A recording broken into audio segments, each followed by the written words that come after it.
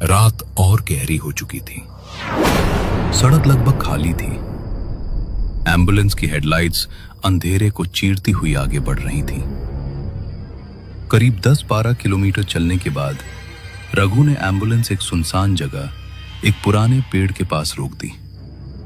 सड़क के किनारे दूर दूर तक कोई नहीं था, सिर्फ पेड़ों की सरसराहट और झींगुरों की आवाज। उसने जेब से छोटी शराब की बोतल निकाली और एक लंबा घूंट लिया। फिर सीट पर सिर टिकाकर धीरे से मुस्कुराया।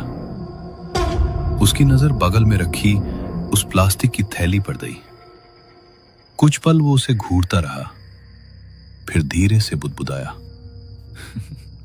लगता है मालदार पार्टी थी।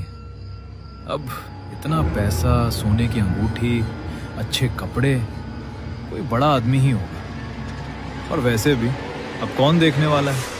आदमी खुद मर गया। घर वालों को क्या पता चलेगा जेब में कितना था, क्या था।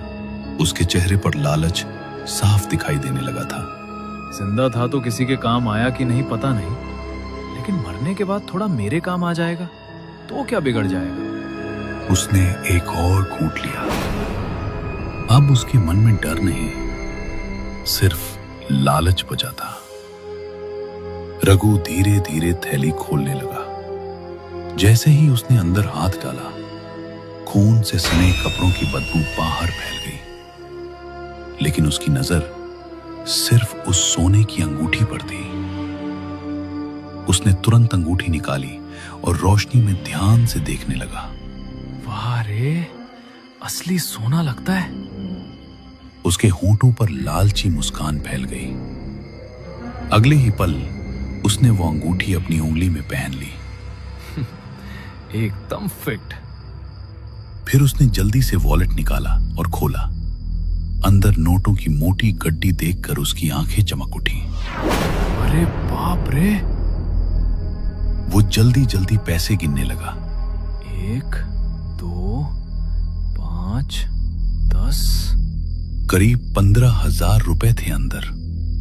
उसने बिना एक सेकंड सोचे वॉलेट अपनी जेब में रख दिया। फिर पीछे रखी लाश की तरफ देखकर धीरे से बोला, भाई, अब तेरे को इन पैसों की जरूरत तो है नहीं। एम्बुलेंस स्टार्ट की और फिर से सड़क पर निकल पड़ा। रात अब और ज्यादा शांत हो चुकी थी। सड़क पर दूर दूर तक कोई गाड़ी दिखाई नहीं दे रही थी। रघु ने एक्सीलेटर जोर से दबाया। इंजन गरजा, लेकिन एम्बुलेंस की स्पीड मुश्किल से 80 के ऊपर